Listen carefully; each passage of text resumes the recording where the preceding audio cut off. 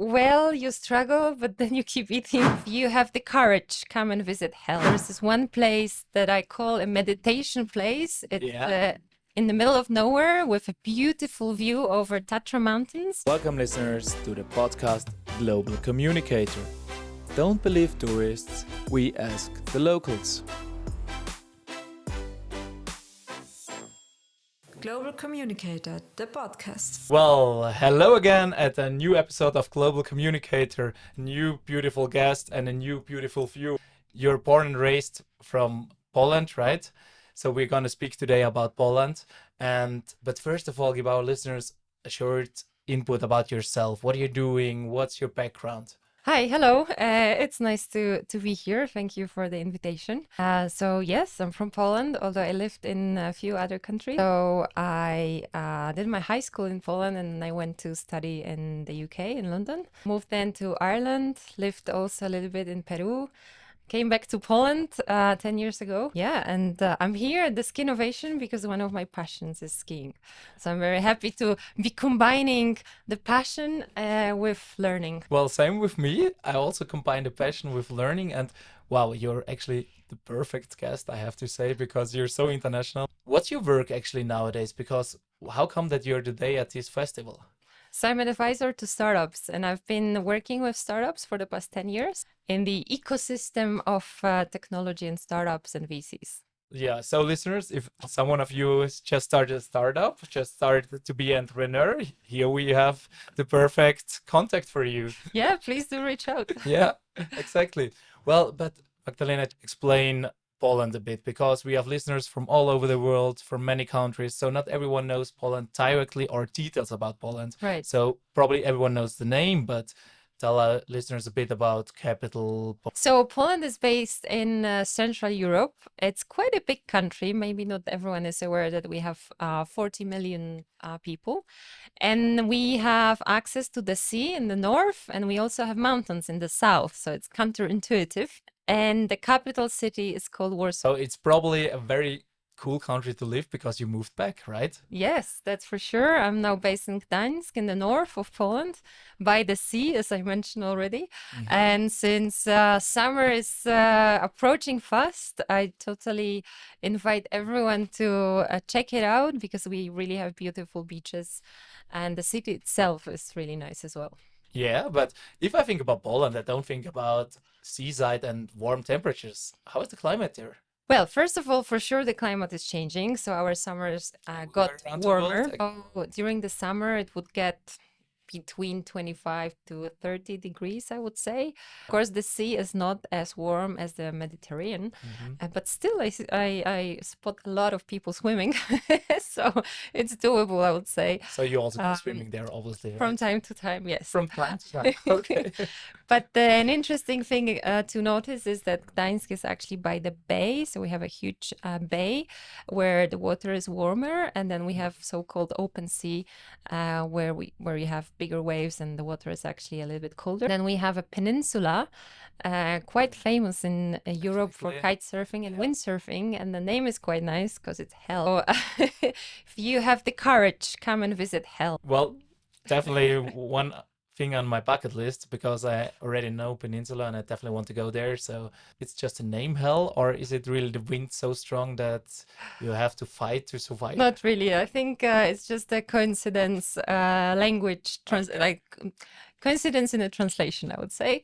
But it's a really nice place because on the one side, you have the bay, as I mentioned, and actually the water is quite shallow. So if you are a beginner and you want to learn how to kite surf or windsurf, it's really easy. Majority of the area.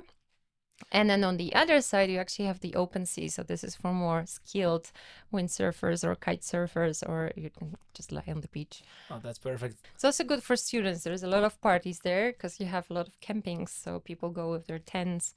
There's a lot of young crowd, I would say. There. Exactly. Nice. So summer gets crazy there. Yeah. And is the price level still a bit cheaper than in Central Europe, or? I think so, although Poland in a recent year or two got quite expensive. So it really depends what. I think the prices now you can compare them to to whatever you have here in Austria. Yeah, like in the European Union, it gets all more or less on the same level. Exactly. Yeah, Exactly. So I wouldn't expect cheap prices as it used to be. Yeah. So thanks for these spots already. So, but there's always the main goal, a secret spot out of this podcast. So was there already your secret spot, or is there something else in your mind about the secret spot? Damn it, I have to reveal the secret spot. No, just kidding. I think I would say actually a place in the mountains, so in the south of Poland, because as I already mentioned, I really like skiing. So there is this one place that I call a meditation place. It's in the middle of nowhere with a beautiful view over Tatra mountains, Polish ones and Slovakian ones. And I often go cross-country skiing there. It's a little village called Rzepiska next to a capital city called Zakopane. No one probably heard about that, but it's a really beautiful spot where you can just go on skis or walk without that many tourists, but with an amazing view. Thanks for that insight. Really amazing and cool. Well, let's jump further to if we are in Poland. Well, I'm not sure, is Poland famed for the food? I don't know any meal from Poland. I think it is because we have a big variety, because it's such a big country with a lot of cultural different influences, a lot of diversity. So we have the food that comes from the mountains, which is a lot of lamb meat. We have this specific cheese called Oscypek that is also quite famous. And then in the north, we eat a lot of fish like herring or whatever you can find in the Baltic Sea. But also we are famous for the dumplings called Pierogi, which are dumplings with different fillings. And it can be sour Very and delicious. sweet as well. So you can have meat dumplings, but you can have strawberry dumplings as well. Yeah, afterwards as a dessert, so you can even Yes, make it exactly. true. Yeah. Well, after all your meals, I got some in my mind again. But when I thought about Poland and food, I didn't have anything in my mind. But yeah, exactly. Yeah, there's a big variety. I think Polish people really like their food, like really like to celebrate, especially during, for example, Christmas. I mean, it's all about food, and you need to have 12 dishes for the Christmas Eve. So yeah, I think we eat a Is that a tradition? So Yes. you eat 12 different dishes? Yes. It's a lot. Okay. And how does it work in your Christmas nights Uh, or evening? well, you struggle, but then you keep eating. So you don't eat just small portions like tapas? No, of course you eat small portions. I mean, it's like a Yeah. buffet usually, and you try different things. Oh, very interesting, yeah? Yep. Yeah, well, I will check that out. Maybe once in my life I will spend Christmas at Poland. Yeah, you should. It's a great experience, I would Yeah. say. What about actually companies? So you're an insider, you work with a lot of startups. Is it easy to build up a company in Poland, and is there a big scene? There is a big scene. So recently there was this report by Deal Room published on the CE startup ecosystem with around 4,000 startups in the region and around 300 scale-ups. And actually Poland is leading the way. We have a very famous recent success story with 11 Labs. Maybe you've heard about it. So definitely there are some success stories there. There is a lot of talent as well, especially from a technical perspective. So we have a lot of engineers. But on the other hand, we still struggle when it comes to the capital at the growth stage startup. So, How come? yeah, it's not that easy to get funding when you're starting to grow. So there's a lot of opportunities when you're starting on the seed stage. There is a lot of public money as well involved. But then when you're at the later stages, it's getting more challenging to get funding. So they expect that you're growing fast and make soon profit, so they support you at the beginning and afterwards they leave you by your and own. then you have to find VCs from other countries to to fund you, and probably because of that, startups are trying to scale to other countries. They sometimes move their headquarters to other countries as well. It's nowadays easier because of the European Union. You can Yes, work yes. But I think the whole environment is growing there. And actually, this is backed up by the numbers that the CE region is growing actually faster than the Western European countries when it comes to startups. Okay. Yeah, I thought so too. Yeah. Interesting. Yeah. Well, so when we are there, what about safety? You know, Poland, well, you don't have always the best word of mouth, I would say. Sometimes people say, well, my car gets stolen. Yeah, it used to be like that in the Yeah. 90s. That's true. I Yeah. think it changed a lot as well. it's very safe. Although, well, now with the war, of course, that might be this perception that it's close by, but you don't really feel it in Poland. So I would say the big cities are safe as well. It's usually the locals that lives there. Oh, All in all, I think it changed a lot. I Yeah. think now the Western Europe is struggling more with all the immigrants and all those stories versus Poland. Yeah, well, that's definitely the development in the right direction, right? In this case, well, we already spoke a lot about secret spots, good spots, which you explained. Thanks for that. We had the topic food, and we also had security and safety in Poland. So, and also economic chances and startup chances. And well, there's another topic which I often face in my podcast, the comparison. So, for example, compare Central Europe, Austrians with Poland. Oh, that's a difficult Yeah, one. from the people side. I don't know. It depends. But I think we have a lot of similarities. Like I've touched on the food. I think the food is similar. The That's why I like it. openness, the openness of people, I would say as well. At least being here at Skinnovation, it feels like everyone is open and nice. I would love It's the to put special them also environment, I the would same. say. There's a lot of people with passion as well. So a lot of sailors, windsurfer, kite surfers, and then in the south, a lot of skiers. So What's actually the most famous sport there? Is it ski jumping or what? ski jumping, yeah, it went extremely popular because we were getting a lot of good results. But actually, we also have a really good windsurfers. A lot of medals from the Olympic Games came from windsurfing as well. So that's coming out of my hometown. So sailors as well. We got medals from Olympics as well. With Didn't know that actually. Yeah? Mateusz Kusznierewicz is one of the very famous sailor that comes from Gdańsk as well. If people are going to Poland, does it work just with English or do we need to know some words in Polish? I think it does work with English, especially with the young people. So you should be fine. In the north, so in Gdańsk, quite a lot of people speak German as well. So we have some German influences, plus it's close by. So yeah, you should be able to communicate in English with majority of people. But anyway, can you give us just a few words to try that people learn a few nice words when they are going there and to make some friends directly to say Sure. hello or how are you, things like that. So the most important one, which is hello, and that's cześć. Cześć. Yeah. Well, That's easier than I expected. the second one that you might want to know is cheers, which is na zdrowie. And thank you. Well, that's we have to repeat again. What was thank you? Dziękuję. Dziękuję. Dziękuję. Okay. Not bad. Not bad. Yeah, I would say also not bad. Not very good, but not bad. I would say if it's a sentence, I would fail definitely. Yeah. Well, if you say my surname correctly, then you might win a prize. Okay. So, well, I need to read it. Magdalena Przelaskowska. Well, okay. Once again.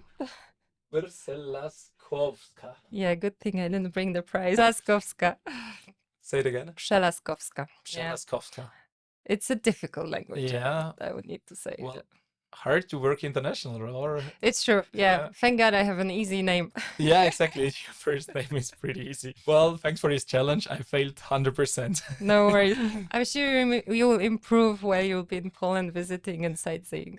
Yeah, well, I hope so too. If you show me around and give me some insights, then I will definitely learn some words like my other languages like Spanish or so I learned after a few beers, so that helps. So if you drink That's for sure with every language, the Yeah. same story. is it still true that Polish people drink a lot of vodka too? I or don't is know. I it think it's changing as well, and probably depends on the areas. I think there's actually this big trend of non-alcoholic drinks that I see more often, even at the startup events. Some of them are actually highlighting that it's a non-alcoholic event, and there will be some cocktails or mocktails or a non-alcoholic wines. So Yeah, it's which also- getting Here today I met a few companies who are offering that, yeah. it's getting more and more popular. So I think people are trying to be more healthy. But of course, for sure, some people still drink vodka or beer. But it's a development all around the world that it's getting less alcoholic. Also, in other podcasts, all the listeners which are listening to all episodes know that we already had this topic, that non-alcoholic is more and more popular. Yes, that's for sure. And especially with our sportive listeners, and as we are making a lot of sport, it true. helps. Yeah, it does. That's definitely true. But I also believe in the balance. So, well, time flies. Our team already shows us that we have just a few minutes left. So, Magdalena, is there something which you want to add, which I forgot to ask you about Poland, and which you want to share with our listeners? please come and visit Gdańsk. I believe this is a very beautiful city, 1,000 years old, very nicely refurbished. So I think you will discover a gem that maybe it's not that well known. Well, you said 1,000 years old. Like, Poland really suffers a lot in the Second World War. So are the cities still that old? Buildings exist, or are they all gone? It was all rebuilt. So it was probably 90% it was destroyed during the Second World War, but it was rebuilt. So it looks really nice, and it was refurbished. Yeah, happy to hear that you rebuilt that and that people can visit. We are in Warsaw. What is there special to do? I have been in Krakow, which I really liked, was really nice, but people always tell me Warsaw not so beautiful. Is that Yeah, true? we say it in Gdańsk too, but I did lived in Warsaw, and I have to defend a little bit that city. I think it's really vibrant, with a lot of clubs, restaurants, events. So I think it's still worth visiting. Great people. Yes, it's very busy, a lot of traffic, and it's a business city, so a lot of companies have headquarters there. But on the other hand, I wouldn't cross it out from the list, because I think it's still nice to go there and see the vibe. Well, if a local tell me that, I will do that, because when I was in Krakow, I was thinking about to go to Warsaw, but people told me, well, locals told me, no need to go. Here it's way more beautiful. Obviously, I stayed a few more days than there. So Krakow is really nice too, though. Excellent. Well, I would say that's a good end. So, well, thanks for all the insights. Listeners, thanks for listening. And if you have any questions to Magdalena, well, leave it in a comment or contact her. Well, Magdalena, thanks a lot for your time. It was amazing. And also, well, next to this view, Beautiful. to such a beautiful view, having a podcast, it's a real pleasure. And well, today I love For my me job too. even more than Yeah, for me normal too. days. Thank you for having me. Thanks a lot. Thanks a lot. So, listeners, see you hopefully in the next episode, and thanks for listening. And if you have any question, or if you want to tell us something, just leave a comment. Come visit Poland. Yeah, exactly. Come visit Poland and let us know how it was. Thank you. So thanks a lot, and bye.